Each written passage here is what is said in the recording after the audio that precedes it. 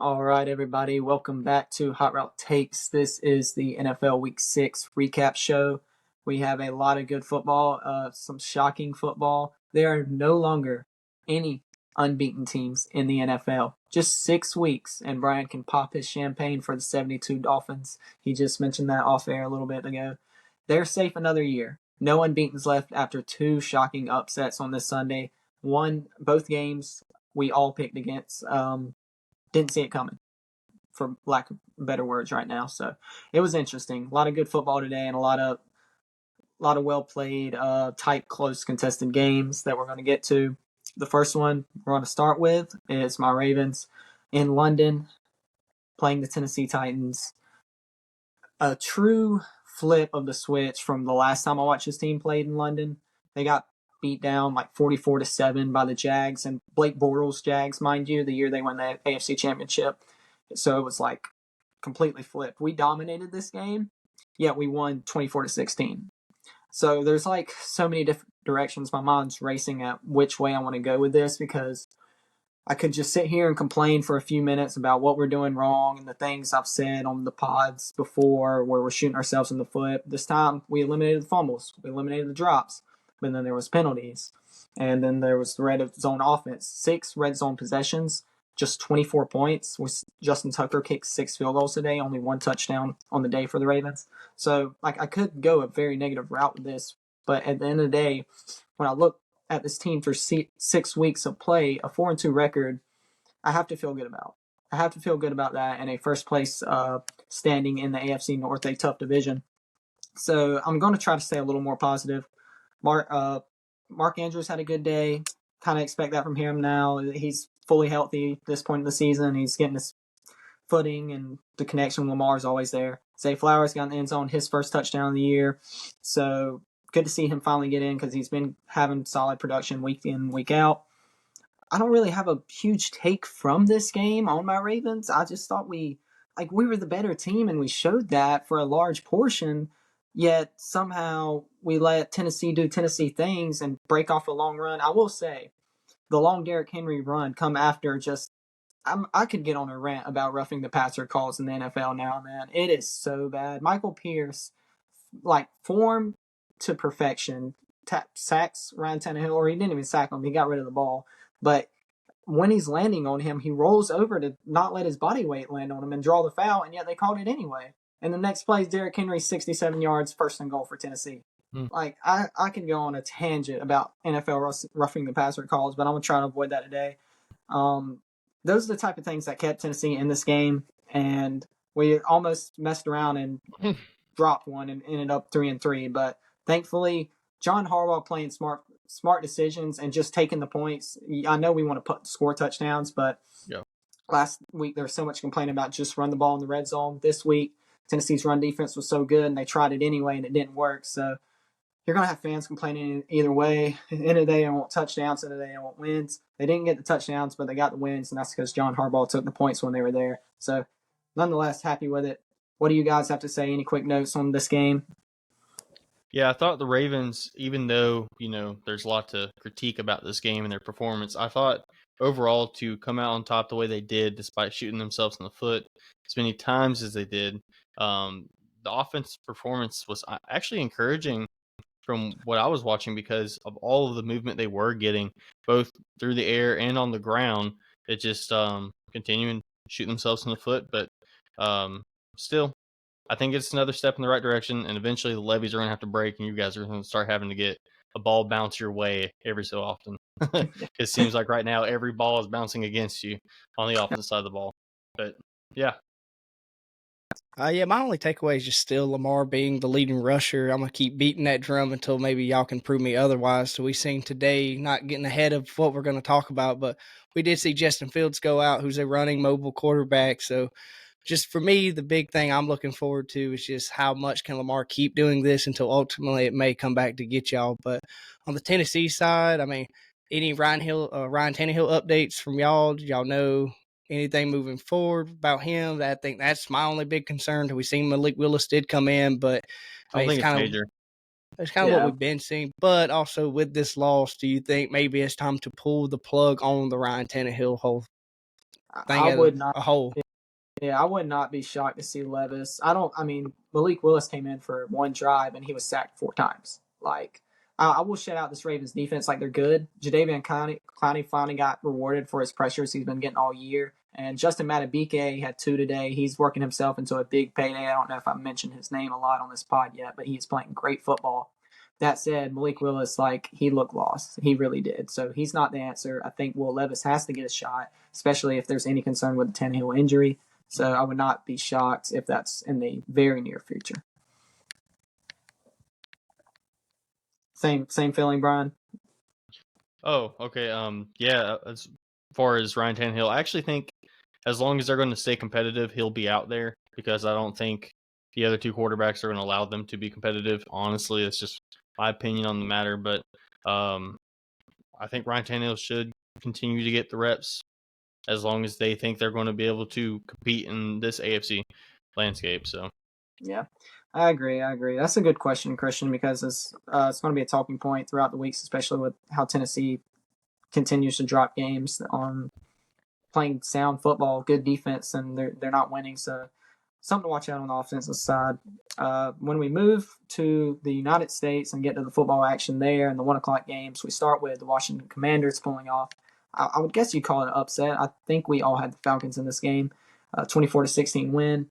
And we all saw Desmond Ritter's performance last week and kind of hoped he could follow that up. And the sloppy interceptions today just proved the point we've been nailing home all season with him. So I don't have much more to say on this game than that Desmond Ritter is who we thought he was, and he proved that with not being able to string together consecutive good performances. yeah, Desmond Ritter underperforming in this football game, but also just not a whole lot from the ground game, what you would expect for Atlanta, and it just wasn't there. Yeah, my big thing is when is Robinson going to get the whole workload? So I kind of took away to keep this 50-50 cut for another week, and just Desmond Ritter had to kind of win this game. We seen the old Desmond Ritter, not what we seen last week. Yep. That's the big takeaway from that one. Moving on, we've got the Bengals eking at a close, low-scoring home win against the Seahawks. Seahawks actually drove down, had a 4th and 8 and inside the 10-yard line to take the lead late in the game. But the Bengals defense stepped up, and they were pretty sound all day. I got to see a good bit of this game since my Ravens were kicking off at 9:30 in the afternoon. Kept a close eye on it, and as much progress as the Bengals offense made last week, they took another step back. I think Seattle's defense hasn't been the best, although they had a great performance their last outing against the Giants. They're the Giants. I'm not going to really touch on that, but I was hopeful that the Bengals could string something, or not really hopeful, but I was expecting the Bengals to string the performance they put together last week, and it was nothing of that nature. Joe Burrow under 200 yards. Jamar Chase had a pretty nice day, but really Seattle outgained them in big numbers. Geno over 300, Kenneth Walker doubled Joe Mixon's rush total, so it's kind of shocking that Seattle wasn't able to win this game, but the 2 picks thrown by Geno will lead to that. So that's really my takeaway from this game. Cincinnati may actually have a problem on offense. Yeah, I do think Seattle's defense is pretty good, but I'm with you, Chase. You would expect more points or more just yardage, more effort, I guess, and to win in this football game for that Cincinnati offense. You know, their reputation is they're going to go in there and they're going to do what they do. And this year, they just quite haven't been that. And this is another example that even with Burrow being, a little bit more healthy than he has been at least. But yeah, I don't have a whole lot to say here. The Bengals still scratched out a tough win. Yeah, no, I think what Chase kind of said just came down to the turnovers from Geno. And then even at the end of the game, they had where they could have went and win this game. It just came down to the offensive line wasn't holding up, and it kind of was really the problem all day. What I noticed from the Seahawks, just when it was a passing down, you kind of knew the pressure was coming. The offensive line just couldn't hold up and keep Geno pretty much upright in the pocket. Yep, with you all the way on all of that. As we get to this next one, so a lot of eyes before kickoff because of what happened just 10 minutes before the game kicked off. It was the Browns and Niners really getting a huge scuffle on the sideline. Trent Williams came in there like a heat-seeking missile and just about decapitated Elijah Moore to get him off Debo, and a lot of fireworks pre-game in this one, so you could feel the physicality rearing its head at the beginning of this game. And San Francisco got out quick, 7-0 lead. I thought they were on their way to just dominating this game, and then they missed a field goal, started playing sloppy on offense. Brock Purdy's worst game, maybe, as a starter in his career. Yeah. In the regular season, at least.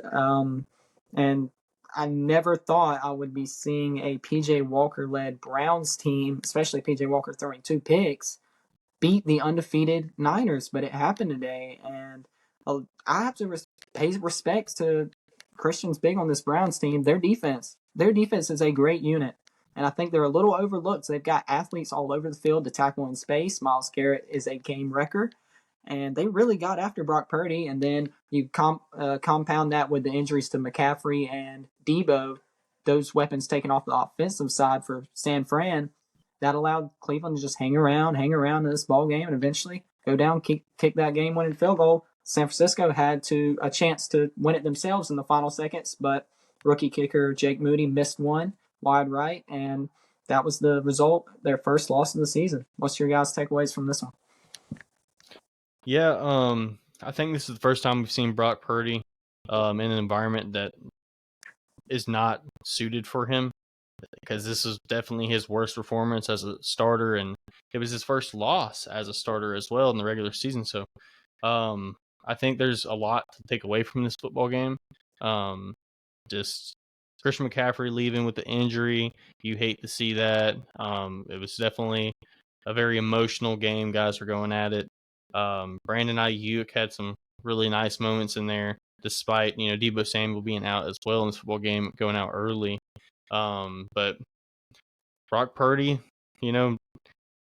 people have said he's a system quarterback here and there, and you take away a lot of the playmakers in this offense, you see what he looks like. He's under pressure, and today he went for 12 for 27, 125 yards passing. It's not great, the film has to be looked at and things like that, but it was not the best performance, and it was kind of ugly at times. So, but credit to this Browns team for sticking in there and playing really good defense, winning this game when no one gave him a chance, really. And, yeah, man, great performance by the Browns. I will say, they got bailed out by some officiating. I don't know if you guys watched it. There was some really bogus calls in there right at the end, but still, they were able to persevere. And Brock Purdy did give his team a chance to win at the end there, and the kicker missed it. So, tough game. Yeah, my big takeaway is just for Cleveland, just you see how good this team can be. So what's kind of Deshaun Watson's big thing going on right now? We've seen him clear the injury report, now back on it. So just when is he coming back? Because I think Cleveland can win games like this, but what their quarterback did today with the 18 for 34, 192, 2 interceptions, that's just, you're not going to win every week in and out with that kind of stat line. I will say Deshaun Watson has proven already that he can play better than that. And just on the 49ers side, this is our first time, I guess we can say, we've seen Brock Purdy without, Christian McCaffrey and Debo Samuel. And even, kind of his game-winning drive, he showed that he could be an NFL quarterback without his star guys. I will say that. And like y'all say, he did go down the field and give his team at least a chance. It just came down to the kicker that ultimately missed. But I think looking forward to see how healthy Debo's already been up and down all year. So now this is Christian McCaffrey, and I think we've all voiced this on the pod, is this team really goes as far as Christian McCaffrey goes, is kind of like at least what I view this team as. So just looking forward, I keep an eye on definitely Debo Samuel, but now possibly Christian McCaffrey also. Yep. These things happen in the NFL. Great teams lose games. The 72 Dolphins are the only unbeaten team in history for a reason.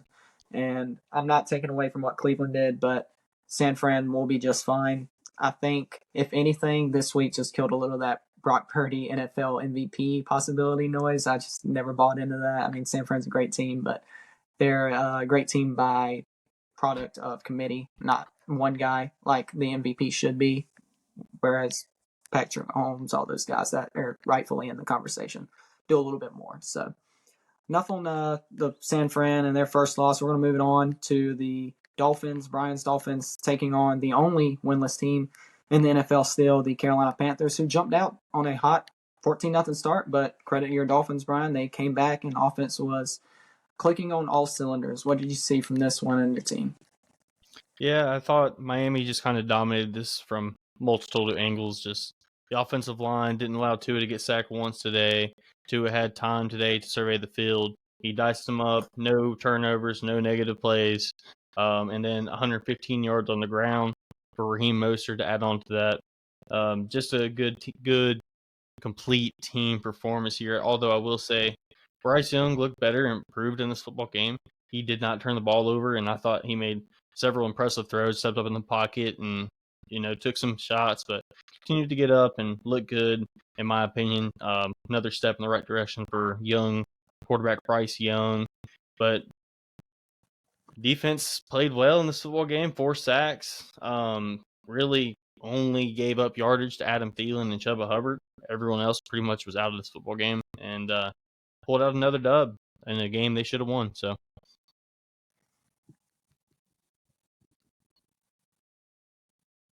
Got anything, Christian? Yeah, I think, honestly, at this point, this Miami running game, I'll say it really doesn't matter who's back there. It just looks like they're having a field day with, we seen Mostert today just, really do anything he wanted to against his team. And when the running game wasn't going early in the game, really what opened it up for the offense was the little pass in the backfield to him. So I think really this team, like kind of everybody says, a pass-first team. It looks like they're trying to get this running game going first and then really open up their playbook to the pass. And just for the Panthers, Adam Thielen, I'll at least say, is their one bright spot. Didn't see that coming. It's just Bryce Young. This will be, a good game, I guess you can say, against a great defense, and he didn't turn the ball over today. So I just think looking to the future of the Panthers, they have to at least get somebody else to do something productive on the wide receiver crew, just because it can't be Adam Thielen week in and week out. Yep, I agree. We're going to move it on and get some quick notes on these other games that aren't really in our division or other conferences. The first one's going to be Jacksonville, Indy. We all had Jacksonville out there. I think Christian might have Indy. But anyways, Jacksonville, best offensive showing of the year. I'm not going to touch a whole lot on this game. I just thought that side of the ball looked very dominant. Trevor Lawrence, probably his best game of the year. So like what I saw from that unit. Yeah, I don't have a whole lot to say either. I thought Jacksonville's defense continued to play another good football game here this week. A lot of points were kind of put up in the second half once the game was out of hand. So another good week for that Jacksonville defense. My big concern was just with the Colts. I don't understand where the running game went that we seen last week out of Zach Moss. They just completely threw that away and tried to open the playbook up for Minshew very early to get him to pass the ball, which kind of led to a reason why I think they kind of fell behind so quickly, because the running game that's kind of been what they've been leaning on this year just was non-existent. Yep. Going over to the NFC, we've got the Vikings-Bears. The Vikings getting their second win of the year. Very sloppy. Not much offense to speak of, but that is with Justin Fields going out with an injury. I haven't seen any updates on that so far, so hopefully he's okay. But the Vikings got a 42-yard fumble return from Jordan Hicks in the third quarter, go up 2 possessions, and that ended up being enough, a 19-13 win. Don't really expect much from these two teams going forward, but that's all I'm going to touch on in this game. Yeah, the big thing for me is the Justin Fields injury. Don't really know what it even is at this point in time. Don't know how severe or anything like that, but hopefully the guy's all right. I think once Chicago lost him, they kind of lost this football game. But considering their backup was Tyler Bagent, I'm not really sure who that is, but Kirk Cousins ekes one out here in a game they should have won. Yeah, I think my biggest concern, I won't say much about the Vikings. It's been what I've been pretty much preaching on the pod. Just the running game needs to do something eventually. And I just, at this point, think that's not going to happen in this season. So on the Chicago side, I think it's more so just one, Justin Fields, and two, this running back room get healthy. Foreman did have all right day. He had the 15 carries, 65 yards. But I just think they need those guys kind of back in that running back room that I think will open up the offense back up a little bit like it was previously in the last couple of weeks that we've seen, because just this week we've seen a lot of Justin Fields. We kind of knew that they were going to blitz them, and just kind of Chicago didn't really have nothing really look like prep to kind of get Justin Fields like out of the pocket, moving more to kind of protect him, and that's kind of ultimately what kind of led to his injury, because the Vikings was just really headhunting Justin Fields this game. Yep. So the next one we got here is the Texans and Saints. The Texans hosting this game picked up their third win of the year. 3-3 start for them. The loss dropped to New Orleans to 3-3. Clean game from the Texans. Really good defense played all day, I thought. And C.J. Stroud did throw his first interception. We've been eyeing when that would pop up, and he bounced right back from it. Didn't let it affect him at all. Just really everything we've seen so far. Another step in the right direction for CJ, and leading this team to 3 wins. I don't think I would have had that in the first 3 weeks. I don't know if any of us would have had that in the first 3 weeks for this football team. So kudos to him and kudos to Miko Ryan. Great job done. Yeah, I don't have a whole lot to say here either, but, Houston continuing to impress and win games that maybe they're not supposed to, but good performance here by C.J. Stroud and company, and the defense limiting a pretty good New Orleans offense to only 13 points despite giving up 353 yards passing to Derek Carr. Yeah, my big takeaway is just, not Houston, but the Saints did get that pick off of C.J. Stroud, but I just felt like they'd have a bigger impact on him than they kind of did. Granted, he didn't have that great of a passing day, really. They kind of got both the running backs involved and kind of helped C.J. Stroud through the game. And on the Saints side, I just think you just can't have Derek Carr, throwing the ball 50 times, already been hurt this year, took a shot this game and looked like he was all right. Then the play after that, it kind of really hit him after that. Really not sure what that was. The commentator saying his wind kind of got knocked out, but I don't know. I think Derek Carr's health is a main concern looking forward.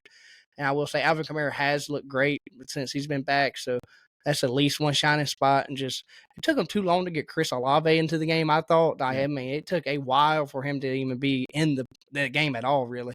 So I just think looking forward on the Saints side, just Derek Carr and at least get your number one wide receiver more involved a little bit earlier. Like that take there, Christian. Interesting game to say the least. The next one I'm going to set up for both of you because it was an AFC West team coming out victorious. That's the Vegas Raiders at home against the AFC East New England Patriots, who dropped 1-5 on the year. We were talking a lot about this game in the preview and the coaches and all the other things, but it ended up being a pretty good game if you look at it from start to finish, and exciting finish to say the least. And Vegas came out on top. What were your notes from each team that is in your division, guys? It looked like Mac Jones was pressing in this football game to make something happen, and just another poor day from him. There's been murmurs and rumors behind the scenes talking about Malik Cunningham potentially coming in and getting some run as the starter. And that's just the indication of how things are going south in New England. And potentially looking to shut things down for the year if it continues to get worse. And, this is a game they can't really afford to lose, and they lost it because the next 2 weeks are against Buffalo and Miami. So hopefully New England can turn things around, but it's not looking so great. Yeah, my big thing is, nobody should be surprised, but Jimmy G goes out of this game, goes to the ambulance, get taken to the hospital for a back injury. So knowing Jimmy G, no telling when we'll see him again. We hadn't really heard anything else about his injury. And then after that, you're looking at Brian Hoyer got the start today instead of the rookie quarterback that's had some starts already this year. So just once he went out, I kind of didn't think they were going to be able to do much. But I will say Michael Mayer did get a big portion of the game. This is really his first coming out of the season at all for Michael Mayer. And I think that's a good thing. This is a good player. Great player in college. They actually use him now on this team. I think will be a bright spot for them possibly. Then Jacoby Myers just being consistent. And really, my biggest thing is just Devontae Adams. They're using him more for a decoy, and you have to get this guy the ball. So if that don't happen soon, I don't really know how far this team will go, win-wise, just because if you're looking at a Brian Hoyer starting quarterback rest of the season, your expectations shouldn't be too high for this team. Yep. Something to monitor. Looks like it's going to be a high draft pick, as we were speculating in the preview pod for the Pats. I'm sure Brian's not really too upset at that for New England's dominance so long. Absolutely not. Yeah, so we got a few more late window games to get to. We're going to get some quick notes on before we move on to our takes for this Week 6. The first was the Detroit Lions coming out victorious 20-6 on the road at Tampa Bay. Another clean game, another great showing for the Detroit defense. I can't preach it enough. They have a really solid unit on that side of the ball and are so well coached. I don't have a whole lot to say in this one. Baker wasn't really sacked. He took one sack, what I'm looking at here, but It's just one interception. They don't get behind the chains. They keep everything in front of them. They tackle well. That's all I see from Detroit's defense, and I think it's a great recipe to win a lot of games, and they're proving that. Yeah, I just have a couple notes here.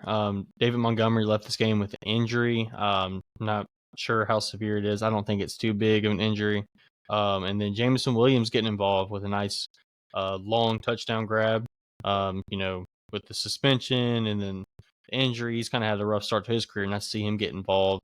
But another clean day with Jared Goff, 350 yards passing, 2 touchdowns, sacked 3 times, and just Lions offense continuing to make stuff happen, and the Lions defense continuing to be nice and effective. Baker, probably one of his worst games this season, but, minimal turnovers. Nice to see Baker at least, not completely going down the drain in this game. Yeah, my big thing is just Tampa really didn't have anything to answer St. Brown. I mean, he had 12 catches, 124, averaged 10.3 in the tutty. But, I mean, really anytime it was third and something, you knew where they were going. And I just, let me change that. I knew where they were going. I guess Tampa didn't. It was St. Brown all the way. So, kind of my big note, like Brian said, just David Montgomery and then really Gibbs. Both of these guys are hurt, what's your resume is right now is running hard mouth football, and that's what Dan Campbell wants. So moving forward without maybe possibly both of them guys for at least a week or two, what kind of Lions team will we be seeing then? And just on the Tampa side, we've seen Mike Evans was out there, but I'll go ahead and say he wasn't 100% this game, and just really running game non-existent at all. But we've all already been on the Detroit front on their defense side has been getting better and plays better, and we've seen it this game. Just Baker, I will say he didn't at least make it where it was a Baker showing, like we all kind of said when it happens, it may happen, the interception show, and he just has not done that this year. So I'll at least, give him some praise for that. But just going forward, I think Tampa Bay is going to have to do something or open the playbook up a little bit more for this team to really be what they want to be. Yep, agree on that one, Christian. Moving on to the NFC West matchup, we had the Rams at home against the 1-4 entering the game, Arizona Cardinals. They dropped this game, dropping to 1-5. LA really dominated on defense all day. Cooper Kupp, a big day, 7 catches, $148, and a touchdown. That was my big takeaway. He looks healthy and really good. So, like you said previously on the preview pod, Christian, the Rams a team to watch out for, especially in the playoff picture in the NFC. Yeah, it looked like the Cardinals really missed the running back, Josh Connor, in this game pretty bad. And then on the other side with the Rams, Kyren Williams continues to impress. Not very high expectations for him, but 20 carries for 158 yards and a touchdown in this football game. So nice to see from him. Yeah, my big thing, like I said last week, with getting Cooper Kupp added in, we actually seen Williams being really back into the picture, and that was my big thing. Now these teams don't have to worry about all these wide receivers the Rams have, and they really opened it up for the running back when Williams had, 20 carries, 158 yards, and the touchdown. So I just think looking forward, this team can really get you. Are they going to pass this week? Are they going to run this week? And that's, I think, is going to really help this team a lot going forward, just on the Cardinals side. Like Brian said, James Conner not being healthy anymore, like I said last week, it's going to change this team a lot from what they have been. And now you've seen Joshua Dobbs having to be the leading rusher, and that's just not moving forward. It's going to win games. And really, they have won that one game, so they haven't been winning games, but just having that shot like they had in and week out with a good running back, just it's not going to be there anymore. So moving forward, I wouldn't have high expectations for this Arizona team. Yep. Right on those there, Christian. The last one we got here is the other upset of the week. The last unbeaten team remaining went down. The Philadelphia Eagles were on the road against the Jets, and they lost the game to Zach Wilson and this Jets defense. Jalen Hurts, 3 picks on the day. Right tackle Lane Johnson went down with an injury. I'm not sure if I ever saw him come back. I was kind of trying to keep an eye on this game, but his health is important, obviously, with that line. And the Eagles' offense continued to just fiddle around, and in this game it came back to bite them finally, like we've been speculating it would. Only 14 points, and not extending a lead after that allowed this Jets team to hang around, and then finally they got that field goal and the late touchdown to go ahead and win this football game. So, Brian, obviously Jets in the AFC East, is this a team, even without Aaron Rodgers, a Zach Wilson-led team that could flirt around and scare you a little in this division?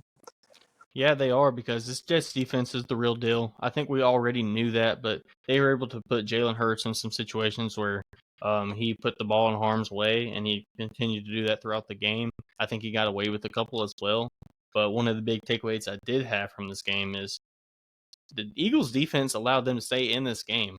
The Jets on offense did not move the ball extremely well, and the big thing, though, is Zach Wilson did not turn the ball over. If Zach Wilson can continue to not turn the ball over, kind of keep the offense on schedule with a couple plays here and there through the air and also through the ground, he did have 15 yards rushing in this game. And then the rushing attack can be at least somewhat consistent, and this defense continue to play the way it is. This team can definitely win some games down the stretch and challenge Miami and Buffalo. I do think this is a good team. It's just kind of how far Zach Wilson can take them, and I just think they're a limited team as long as he is at the helm. But the story of this game is Jalen Hurts not taking care of the ball and turning the ball over. I think, honestly, the Eagles should have won this game.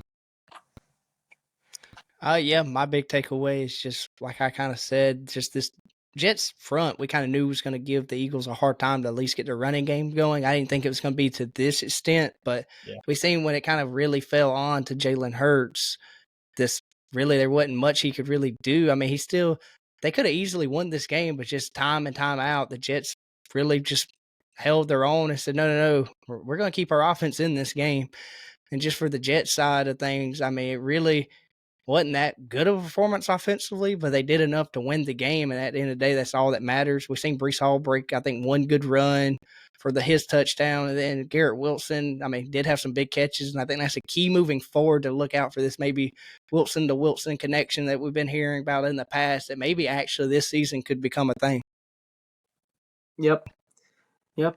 Shocking win to say the least, but that wasn't the only one on the day. As we mentioned, the Browns upsetting the unbeaten 49ers. So a fun week 6 of NFL action. We still got some really good primetime games. We're going to have recap for you in the week 7 preview.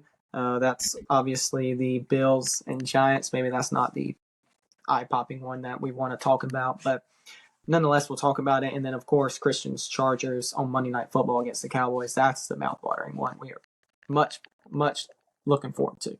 And we will talk about that Wednesday on the preview. That's it for the recap.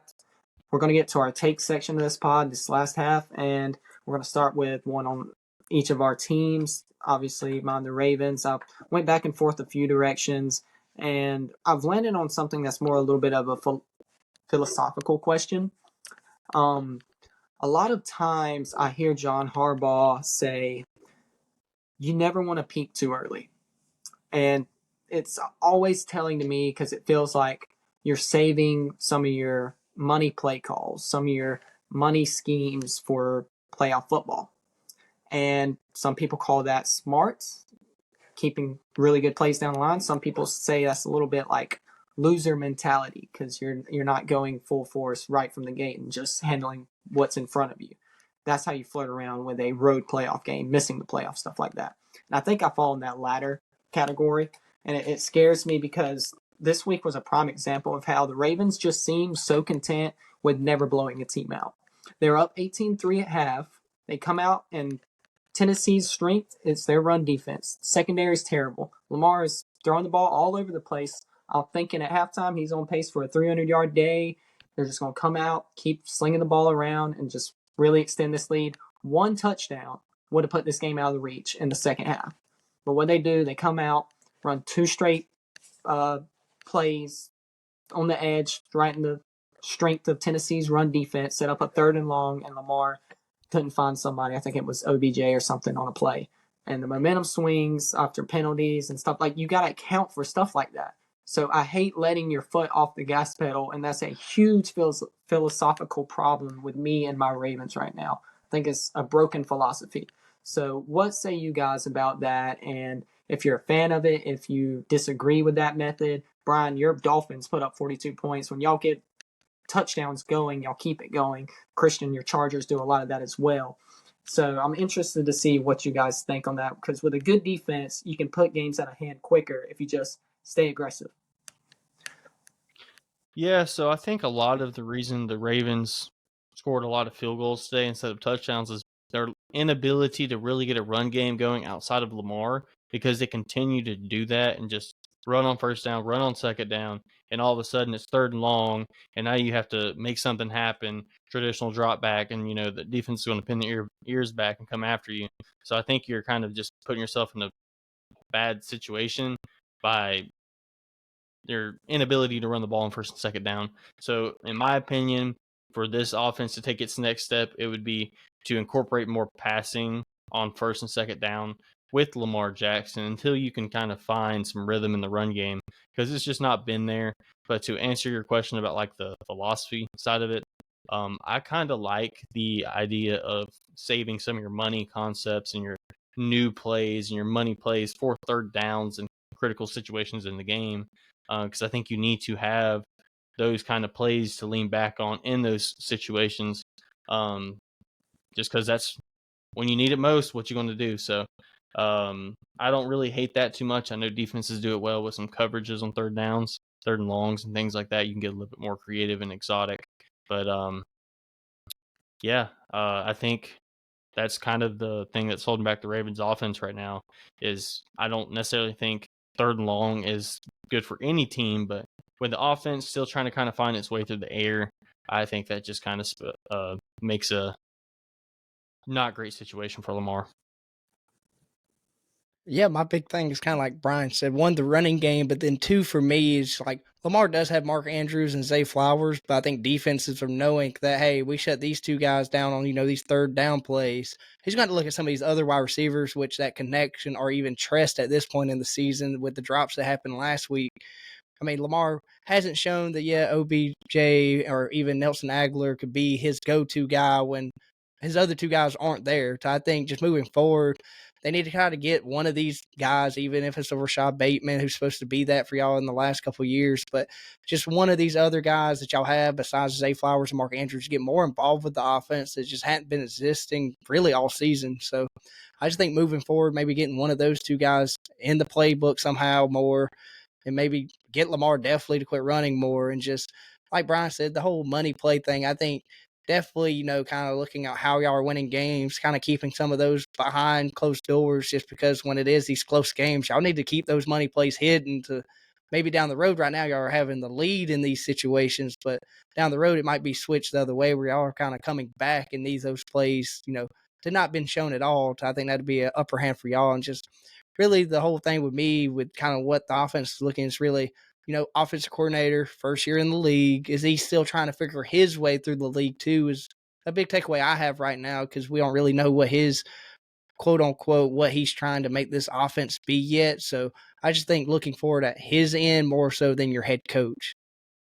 Yeah. Okay. I like both of you guys' statement there, and I didn't harp on a lot with the red zone offense today because they've been so good the early on portion of this year, and I think red zone offense requires a lot of creativity. That's why the Chiefs, the Dolphins, all these teams with brilliant offensive minds have been so good for so long.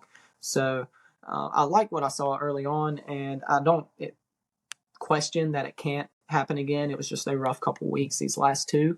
So interesting thoughts from you guys on that philosophy and that side of the football. I'll let either one of y'all take it with y'all's football team take of the week, and then we'll get on from there. Should I go? Yeah, take off. All right, so for my Dolphins related take, I think we're all pretty comfortable in saying Miami has a top 5 offensive unit. But my question is more about the defensive unit. And with the addition of Jalen Ramsey, which Ian Rappaport and Adam Schefter came out today, and it's looking like Jalen Ramsey will make his return some point in November. So that's encouraging. I'm looking at the bye week, which is mid-November, and he comes back, I believe, somewhere around the 20th, right after our bye, against the Raiders. That would be kind of the date that I have soft circled for Jalen Ramsey's return. But with the return of Jalen Ramsey, will this Miami Dolphins defense be a top 10 unit by the end of the year? Right now, they are 5th in defensive grade, PFF grade, 79.6, and they have the second most sacks, tied with the Bills with 21, only behind Chase's Ravens with 24. Good question. I've seen flashes that I think this defensive unit, especially with the thought of an addition of a Jalen Ramsey, has the potential to be a flirt top 6, top 7 unit, honestly. But then the weeks of run defense, like when Christian's Chargers week 1 really gashed them on the ground, and I worry if a team, because Miami's offense, make no mistake, that plays into how well their defense plays, because you get a big lead, you can make a team one-dimensional. Yeah. I want to see a really good team like this Miami KC matchup. I'm salivating over, because if the Chiefs were to jump out to a lead, I want to know if the Dolphins defense can hold teams when they are just looking to milk a game and run the ball down their throats and out physical them. I don't think it's out of the question that they'll get blown away with a physical team like an Eagles front, a Chiefs front, whatever it is, because they've got Christian Wilkins, they've got guys to make plays and stop the run. But the opposing teams that have the firepower to keep you off balance when you got a Patrick Mahomes under center, even though the strength is your secondary in Holland and the 3 corners that you've raved about, Brian, it worries me. But that's not really an indication on the Dolphins defense, more so the firepower on AFC offenses as a whole. So when it's all said and done, I'm going to pick them to finish in the top 10, yes, but I think they're more of a 8 to 10 unit than a 6 to 7 or 5 to 7. That's fair. My takeaways, I mean, y'all don't make your schedule, but I would say y'all could finish that high just because looking at the schedule, I mean, it's not going to say it's an easy schedule, but it's just a very heavy in your favor schedule. I mean, y'all have really what's left, to me, top teams are the Eagles, Chiefs. I mean, the Jets offense, you can say what you want about that. And then you have really the Ravens and then Dallas and Buffalo at the end of the year. But I think a lot of these teams that y'all do play, it'd be like New England, the Raiders, the Commanders, Tennessee. Those are going to be games where your defensive stats, I'll say, get a little built up on to we seen kind of when y'all have already played teams. I mean, like this week, the Panthers, the Giants, and then Denver. And then pretty much what I'm saying is just I'm not ready to say y'all will be, just because I ain't seen enough of you playing top offenses to really see what your defense is or what it cannot be. So I think really next week could be to maybe bring this question back to me, just because y'all are playing the Eagles. So I think even though they didn't have a good showing this week, we kind of know what the Eagles can be. So I'm just looking forward to maybe seeing, one, if Swift can get going on y'all's defense, which I mean, I don't know if that will or will not happen. And just be seeing, Stephon Diggs and have a field day with y'all. And now you having an A.J. Brown and Smith come in. So I'm really I think y'all could be a top 10. Definitely when Ramsey gets back, maybe you can say easily probably finish at least top 10. But I'm not going to say right now just because I hadn't seen the schedule to prove it. But I think once Ramsey come back, then probably so, yes, y'all be a top 10 unit. But I think the secondary really what scares me. I think your front line on the defensive line side, I think, is a top 10 unit. It's just more so the secondary, to me, needs to prove it. They hadn't done that against top, really, opponents. Yeah, that's fair. And note here, Xavier Howard did leave the game early with a groin injury. Very interesting. Very interesting. I like the question, Brian. Good take for your Dolphins this week. They continue to showcase that while they're an elite team, only 1 loss in the season. Good year so far in the first quarter. So props to y'all. Christian, go ahead and fill us in. I know your Chargers hadn't played this week yet, but maybe that's where this question is going to lie, is with this bye week and now playing a Cowboys offense that's kind of was struggling. And then next week we go play KC that hasn't really been that great of an offense. Do y'all maybe think this will be the 2 weeks that this Chargers defense, 1, can actually be a defense, or 2, even be at least, I ain't going to say like Brian was saying, but get back to maybe not where we were last season, but maybe creep into the top 15 of defenses after these 2 weeks and actually have maybe a good showing because of this bye week? Do you think that maybe changes how this defense has been playing? I think it'd be good timing for it. Brandon Staley being a defensive-minded head coach, going into the bye, he had to be thinking, man, we got to get this thing going because it's been pretty poor to start the year. So Dallas, who has struggled when they played competent defenses this year, so I think you guys have the personnel to maybe give them some fits, but it kind of all starts up front if you guys can take away their ground game, because I think Dak is kind of one of those quarterbacks, if you can kind of take the ground game away from him and make him have to beat you to their traditional pocket passing, he's going to struggle a little bit. So I think you have a formula for success there, Christian, to get some success. I think you guys are due because you had some pretty rough outings to start the year. Yeah, I think so too. I want to pick the Chargers to go 2-0 in these games, truthfully, because I think they match up. They always play the Chiefs really well, and I think it's time they'll finish on the good side of that for Christian, because the Chiefs receiving core just poses not much of a threat, in my opinion. Still, I know they got Patrick Mahomes slinging it to them, but they still don't scare me. So I really want to pick the Chargers to get this thing rolling. I know in 2 start and then 4 straight wins. That'd be huge. That would be huge. And beating the Chiefs and really establishing themselves as a potential AFC West champion would go a long way this early in the season. But I'm really going to have to tune in tomorrow night and see what the secondary looks like against CeeDee Lamb, because that's a matchup I'm really going to be watching, because there's a lot of noise around CeeDee Lamb and his lack of involvement in this offense so far. And I really think Dallas has taken note of that, and Dak's going to make a concerted effort to get him the ball tomorrow night. I would not be shocked to see him get 12 to 15 targets. So whether that pans out will tell a lot of how this Chargers team will play these next 2 weeks in terms of getting wins and how this defense will shape in the rest of the season. No, I agree with that. I will say, at least I think this year, I think the Chargers do at least still one from the Chiefs this year. I don't think we'll lose both of them. Definitely, like Chase saying, the wide receivers being what they kind of are at this point, and just Derwin James sticking Travis Kelce, I think we've seen in the past is always a great matchup to kind of watch. Mm-hmm. Yeah, that's ever since that hit, like that is.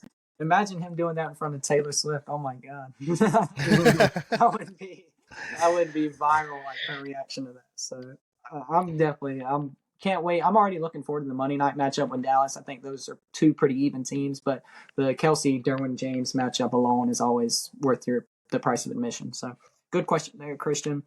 We'll move it on. We all have maybe hopefully 15 minutes or so to spend on our football take of the week. Just any player, any random team, whatever we want to touch on for the week, as I mentioned earlier. I think we got a lot of good ones to choose from. I went back and forth on a few directions and ultimately landed on the Falcons, because I know Brian was high on the Falcons coming in. I went to see this Texans-Falcons game last week in attendance, and Desmond Ridder finally impressed me and looked like a guy that can lead a team to a playoff game. But this week, a Commanders team at home, you're supposed to beat them. Just no ways around it. You're supposed to beat that team. And they failed to establish any type of offensive identity, dominance on either side, in either dimension of the football today. So my question to you guys is, does Desmond Ridder finish the season as the starting quarterback? Obviously, there's going to be call for Taylor Heinicke if things go south in a hurry. And do they make the playoffs with him starting if they decide to bench him? Do they make the playoffs with Heinicke or whoever it may be? I know, Brian, you've been high on him, so I'll let you take it first. Yeah, so I think in order for the Falcons to make the playoffs this year, what they need to do is they need to establish their identity as an offense. Right now, it's kind of up in the air. You see Desmond Ridder slinging the ball 40 times last 2 weeks, and then before that, they were running the rock with high numbers of attempts.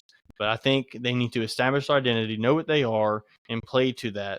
You know, you spend a lot of money on this offensive line. You have Arthur Smith. This ground game has the pieces to get going. It has the coaching, the scheme to get going, and it just hasn't. So I think they just need to reinvest in the ground game, kind of get that going again. But what they need to kind of complement the ground game is just efficient, reliable quarterback play, and that's just not what they've been getting from Desmond Ridder. Although he's had, high yardage outputs last 2 weeks, he turned the ball over this week, and that's the major difference between last week and this week. And I think the best version of the Falcons and what they really are trying to be is a team that runs the football, play actions off of that, and hits their playmakers they invested highly in space, and let them kind of do the work, and kind of mitigates what the quarterback has to do for this offense to be successful. And so I think that happens with Taylor Heinicke. I think if Heinicke comes in, relieves Ridder, this team's a playoff team. If not, I think you can kind of see more performances like this one where they're close, they're in the game, but a critical mistake by Desmond Ridder puts them away. And I think that's kind of what happened in this football game, and that's just kind of what I see out of the Atlanta Falcons going forward. Yeah, my take on that is really, I'm going to say these next 3 weeks, because they have Tampa Bay, Tennessee, and then the Vikings. So really those next 3 weeks, to me, if Tampa wins that game, they're leading the division more than likely. And then you have Tennessee is kind of, have the same kind of what you're wanting to do in Atlanta. And then you're going to the Vikings that have shown today, at least they have heart. So I think if you look at those three and they possibly drop 2 of those 3, you could be looking at that, going in that last week that I didn't name off yet against the Cardinals to be the week where you'll go put in maybe Heineke to. It's a good matchup for him to at least, get his feet wet into the season against Arizona. So if it's going to happen, I'll say it happened later than now, just because just looking at the schedule and just how they kind of been about Desmond at this point is that's their guy. They believe in him. So they're going to have to see at least, I think, 3 weeks in a row or possibly 2 weeks and just it had to be, I guess, 1 good week and 2 bad weeks for it to really be a benching. But that'd be my take on it. Just one, if the offense kind of does stall out these next 3 weeks, then you look at that Arizona game kind of as a pinpoint on when and where it would happen at. I like that, Christian. I brought this up, something that just caught my eye in watching these Falcons play this last 2 weeks is how good a football player Drake London is. He made a really good catch last week when I was in attendance, high pointing the ball. This week he got volume in the first half, and he was really putting on a show. So I think the weapons they have the firepower to be a good offense, especially in the NFC. So I'm just interested to follow them the rest of the year. So that was my take. I'll let you guys give yours on the NFL landscape. Yeah, so no more undefeated NFL teams across the NFL. So I just have one question, guys. Are the Eagles overrated? I'll lead us off, and I'm going to say they're worse than they were last year. I don't think there's a question about that. The offense is being a little more schemed up against and prepared for better by NFL defenses. Yeah. That said, I think the NFC is just weaker than the AFC, and I think the Niners are above them. But after that, they're the clear number 2 to me. Not even close. And I love Detroit. I talked on it last in the preview pod, but I don't think they're touching these Eagles teams today. They had a sloppy day, a lot of turnovers, and Jalen Hurts still had them in the game, and they were leading most of it. So the defense isn't going anywhere. The offensive line continues to be good. I don't really see them being a poor team. I just think their expectations of what they created from last year is maybe leaving a little sour taste in our mouth, but I still would be shocked to not see them in an NFC championship game. I kind of disagree with the whole offense thing. I think the offense is still trying to figure themselves out. I will say I think the offense will go back to what it was looking like last year on their little run to the Super Bowl, if you want to call it that, or their run to the Super Bowl. But I think my big takeaway is maybe their defense isn't as what people think it is or what they're trying to still say it is, because even their corner play we kind of seen today, at least out of me, if there's going to be a good showing out of your defense, it should possibly happen against a Zach Wilson. At this point, he hasn't shown that he's going to be definitely elite or definitely accurate, like to burn corners. So really, it was just him throwing it up, and their corners got beat, and their corners supposed to be, top guys. They paid both of these corners, and it's not all falling back on the corners, but I will say their pass rush is good. It's just really their secondary in that middle tier of the linebacker crew is not what it was maybe a season ago. But offensively, I think really they're just trying to find their identity. We see 1 week it's run, 1 week it's passed. Until they actually lock onto something, I don't think we're really going to see what this Eagles team is. Yeah, I think they're kind of a mystery bag right now. And that's kind of crazy. Through 6 games, we can look at them and say that. But if you look at their schedule, New England, they win by 5 points against New England. We kind of see what they are at this point. Week 2, they beat the Vikings by 6. We kind of know what they are at this point. The Buccaneers, they did beat them by 2 touchdowns pretty handedly, but the Buccaneers do have their limitations as a football team, and I kind of think that's just a poor matchup for the Bucs. The Eagles are. And then they beat the Commanders by 3. The Rams, 1-score game. Eagles, 1-score game. I don't know, man. It's just something to keep an eye out for. I think that they will kind of figure things out as the year progresses, but I think the Dolphins should be favored next week in Sunday Night Football. Wow. I don't think that's a poor take, Brian. Is that in Philly or is that in Miami? It is in Philly. They'll be favored Yeah, They are I would just favored by because two and it's a in half. Philly. I would expect the Eagles to be favored, but just a quick preview into our next show, the preview pod. I'm probably leaning Miami right now. I'm gonna look at the injury report and stuff of that nature, but they've looked like a better team all year, and that's the bottom line. And the Eagles just created that expectation of how good the offense was last year. Jalen Hurts putting up that MVP type season and getting his payday. So it's just a little odd to see this slow start from the offense. So that's a Yep. great question, Brian. Fair question, in my opinion, through 6 weeks in the NFL. So, Christian, I guess you're finishing us off with this NFL take, and we'll get out of here. It might be too early to have this take, but I just kind of been looking at the divisions and stuff. And I think other than the Lions and the NFC North, is that the worst division in the NFL right now? I think it's without. You're looking at Green Bay 2-3, the Vikings 2-4, and Chicago 1-5. And right now you have the Packers on a 2-game lose streak. The Vikings did win today, but Justin Fields went out. And then Chicago is on their 1-game lose streak because ultimately Justin Fields went out. But just looking around on other divisions, there's a lot more teams near that 500 mark than they are right now at this point of the season. Yeah. The only other one I can argue is the NFC South, and I think we kind of expected that coming into the year because there's no Detroit Lions, there's no San Fran in that division. We're like, oh, this team can win a few playoff games.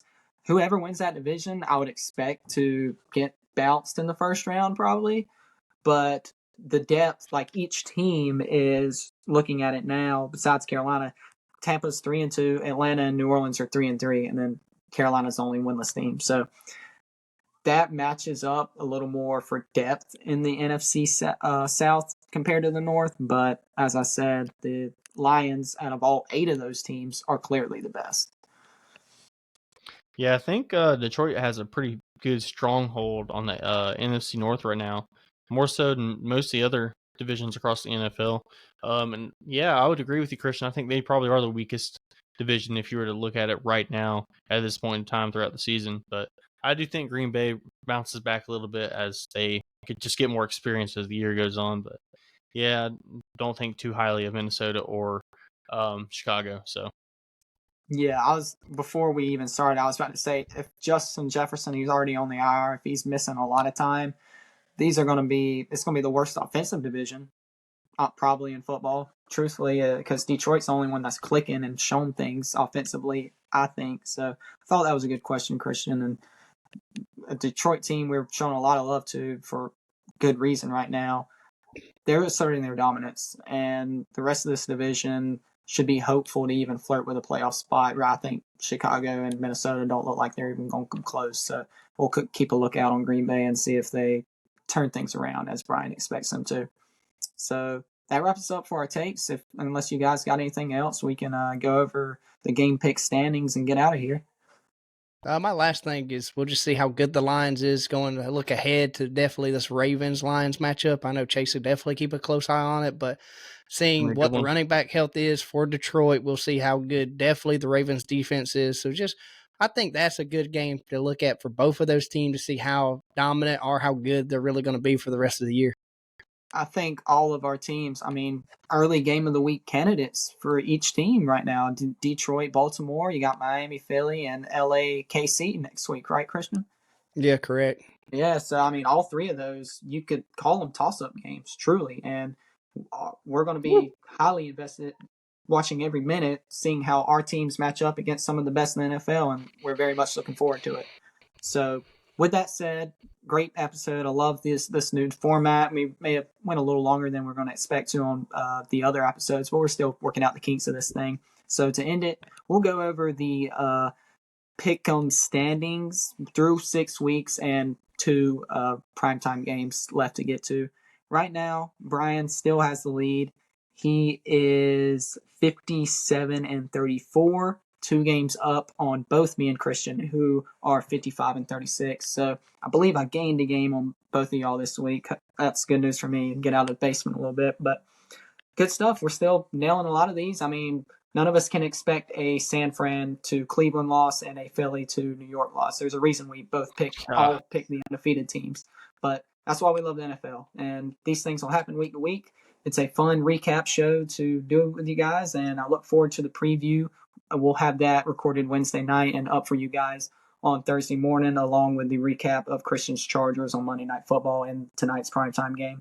Yes, So sir. without anything else, we'll get out of here and see you guys on Thursday morning. Thank you all for listening. Peace out. Go Giants. Peace. Okay.